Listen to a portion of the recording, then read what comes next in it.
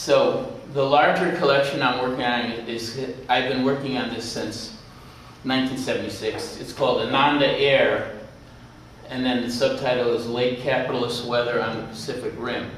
And if you know anything about Hindu philosophy or Buddha, Ananda is the word for bliss. So like Muktananda, the liberator of bliss, and though I kind of float it from landscapes to women to states of mind to language. It's a free-floating signifier. So, and then late capitalist weather is late capitalist weather.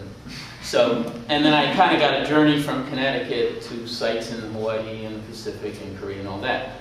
So I'm going to start with the Ananda Air poem that I published in Poetry Magazine a long time ago, probably 1980, and it's called Ananda Air III. And people might wonder where Ananda Air 1 and 2 is, and at some point I have them, but I don't quite know what to do with them. But anyway, it's Ananda Air 3. And there was an airline company in Hawaii called Ananda Air. It used to fly to Maui, like a little blissful airline that went out of business.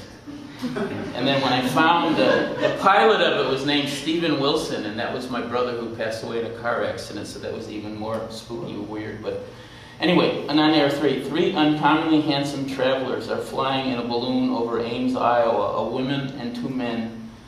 They can see the snow falling to the fields below, where children look up in bundles with open hands, waving at the machine. They are making aerial history. They are making the weather talk to farmers who look up at the steaming smoke and applaud. The arrogant man on the left is named Vincent. He's the angel behind the project. The festive red-coated man on the right is named George, the maker of the gilded balloon. Between the 2 men sits a woman dressed in white and black gowns with a cowboy hat on. Her name is Ananda Air. She looks down on the fields with open arms. She is waving some flag, maybe the flag of a region in India called Panduranga, where the poet saints come from, when they are not reborn as trees. It looks like the flag of England, where she was born, but she is flying over a new land, has new feelings of upward-bound tranquility and release. She looks plaintive, as if the snow means disaster and change. For her, nothing is constant except the wind she follows, which blows the balloon across the plains of Iowa, where cows exalt the grass.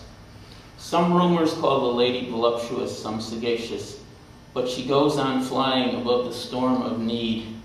She takes a nickname for the journey, Sweet Tranquility, surprising the men like the early fall of snow. She is off across the continent, Ananda Air.